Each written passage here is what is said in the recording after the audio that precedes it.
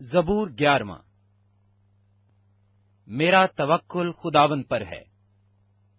تم کیوں کر میری جان سے کہتے ہو کہ چڑیا کی طرح اپنے پہاڑ پر اڑ جا، کیونکہ دیکھو شریر کمان کھینچتے ہیں، وہ تیر کو چلے پر رکھتے ہیں، تاکہ اندھیرے میں راست دلوں پر چلائیں۔ اگر بنیاد ہی اکھاڑ دی جائے تو صادق کیا کر سکتا ہے؟ خداوند اپنی مقدس ہیکل میں ہے، خداوند کا تخت آسمان پر ہے، اس کی آنکھیں بنی آدم کو دیکھتی اور اس کی پلکیں اس کو جانچتی ہیں۔ خداوند صادق کو پرکھتا ہے، پر شریر اور ظالم دوست سے اس کی روح کو نفرت ہے۔ وہ شریروں پر پھندے برسائے گا، آگ اور گندھک اور لو ان کے پیالے کا حصہ ہوگا، کیونکہ خداوند صادق ہے، وہ صداقت کو پسند کرتا ہے۔ راست باز اس کا دیدار حاصل کریں گے۔ زبور 12۔ اے خداوند بچا لے، کیونکہ کوئی دیندار نہیں رہا، اور امانت دار لوگ بنی آدم میں سے مٹ گئے۔ وہ اپنے اپنے ہمسایہ سے جھوٹ بولتے ہیں، وہ خوشامدی لبوں سے دو رنگی باتیں کرتے ہیں۔ خداوند سب خوشامدی لبوں کو اور بڑے بول بولنے والی زبان کو کاٹ ڈالے گا۔ وہ کہتے ہیں، ہم اپنی زبان سے جیتیں گے، ہمارے ہونٹ ہمارے ہی ہیں، ہمارا مالک کون ہے؟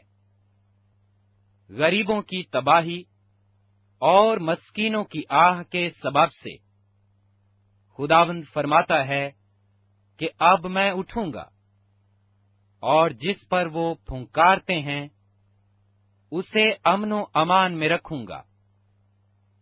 خداوند کا کلام پاک ہے، اس چاندی کی مانند جو بھٹی میں مٹی پر تائی گئی اور 7 بار صاف کی گئی ہو۔ تو ہی اے خداوند ان کی حفاظت کرے گا، تو ہی ان کو اس پشت سے ہمیشہ تک بچائے رکھے گا۔ جب بنی آدم میں پاجی پن کی قدر ہوتی ہے تو شریر ہر طرف چلتے پھرتے ہیں۔ زبور 13۔ اے خداوند کب تک؟ کیا تو ہمیشہ مجھے بھولا رہے گا؟ تو کب تک اپنا چہرہ مجھ سے چھپائے رکھے گا؟ کب تک میں جی ہی جی میں منصوبہ باندھتا رہوں اور سارے دن اپنے دل میں غم کیا کروں؟ کب تک میرا دشمن مجھ پر سر بلند رہے گا؟ اے خداوند میرے خدا، میری طرف توجہ کر اور مجھے جواب دے، میری آنکھیں روشن کر، ایسا نہ ہو کہ مجھے موت کی نیند آ جائے، ایسا نہ ہو کہ میرا دشمن کہے کہ میں اس پر غالب آ گیا، نہ ہو کہ جب میں جنبش کھاؤں تو میرے مخالف خوش ہوں۔ لیکن میں نے تو تیری رحمت پر توکل کیا ہے، میرا دل تیری نجات سے خوش ہوگا۔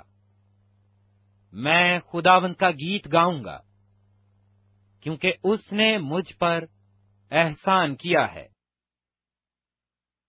زبور 14۔ احمق نے اپنے دل میں کہا ہے کہ کوئی خدا نہیں۔ وہ بگڑ گئے، انہوں نے نفرت انگیز کام کیے ہیں، کوئی نیکوکار نہیں۔ خداوند نے آسمان پر سے بنی آدم پر نگاہ کی، تاکہ دیکھے کہ کوئی دانش مند، कोई खुदा का तालिब है या नहीं। वो सब के सब गुमराह हुए, वो बाहम नजस हो गए। कोई नेकोकार नहीं, एक भी नहीं। क्या उन सब बद किरदारों को कुछ इल्म नहीं, जो मेरे लोगों को ऐसे खा जाते हैं जैसे रोटी, और खुदावंद का नाम नहीं लेते। वहां उन पर बड़ा खौफ छा गया, क्योंकि खुदा सादिक पुष्ट के साथ है। तुम गरीब की मशवरत की हंसी उड़ाते हो, इसलिए कि खुदावंद उसकी पनाह है। काश के इस्राएल की निजात सयोन में से होती।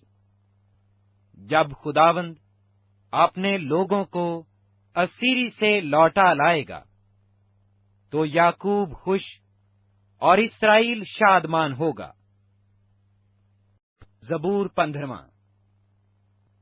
ऐ खुदावंद, तेरे खैमा में कौन रहेगा? तेरे कोहे मुकद्दस पर कौन सकूनत करेगा? वो जो रास्ती से चलता और सदाकत का काम करता और दिल से सच बोलता है। वो जो अपनी जुबान से बोहतान नहीं बांधता और अपने दोस्त से बदी नहीं करता और अपने हमसाया की बदनामी नहीं सुनता। वो जिसकी नजर में रज़ील आदमी हकीर है, पर जो खुदावन से डरते हैं उनकी इज्जत करता है। वो जो कसम खाकर बदलता नहीं, खा नुकसान ही उठाए। वो जो अपना रुपया सूद पर नहीं देता और बेगुनाह के खिलाफ रिश्वत नहीं लेता। ऐसे काम करने वाला कभी जुम्बश न खाएगा।